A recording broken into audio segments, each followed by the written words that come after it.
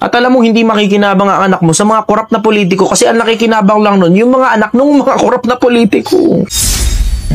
Palagay kong pinakamagandang quality, selflessness. Kasi kahit gaano ka katalino, kung ang interest mo lang pansarili mo lang importante. Puro ikaw, yung sarili mo, yung bulsa mo, yung anak mo, yung asawa mo, yung maliit na circle na ang tawag mo pamilya. Yun lang talaga ang pinaka-importante sa'yo. Huwag ka na lang tumakbo sa politika, pamahalaan mo na lang ang pamilya mo at magnegosyo ka na lang. Kasi hindi naman makikinabang ang mga tao sa'yo, sasayangin mo lang yung posisyon, ipatatabain mo lang ang bulsa mo, napakatigas naman ang mukha mo babakbakin mo yung kalsada. Alam mo namang hindi pa panahon para bakbakin yung kalsada dahil hindi naman sira yung kalsada. Sasabihin mo preventive measure. Pero totoo, gusto mo lang talaga ilabas yung pera ng taong bayan. Tapos pahihirapan mo taong bayan sa sirang kalsada na dati namang ayos na sinira mo. Tapos patatagalin mo ngayon bago mag-eleksyon tsaka mo lang papaayos, abuti ng taon. Ibubulsa mo lang naman yung pera. I-overprice nyo yung mga computer, i-overprice nyo yung mga volleyball, yung mga basketball, yung mga court, yung mga paggawa ng tulay at kung ano-ano pa para lang maibulsa nyo yung pera tapos hindi naman tatapusin yung project. Bigay nyo na lang dun sa mga taong karapat-dapat na may malasakit sa kapwa-tao. Maglingkod naman kayo ng tapat sa kapwa-tao. Meron na nga kayong pambulsa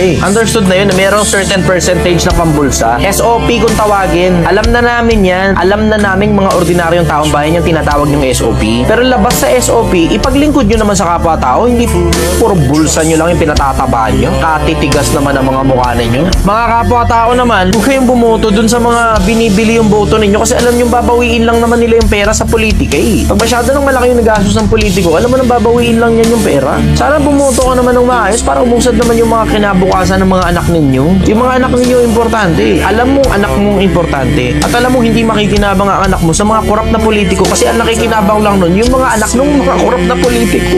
Maawa ka naman sa susunod na lahing ng Pilipino. Huwag mo na may benta yung boto mo. Magtrabaho ka ng maayos. Magsumikap ka. Para hindi mo na kailangan ngayon umasa sa mga politiko na binibili yung mga boto mo para lang mahalal sila na babawiin din naman nila pag naupo na sila. Masyadong malaking pera pinag-uusapan dyan Pilipinas. Pilipinas, matuto ka.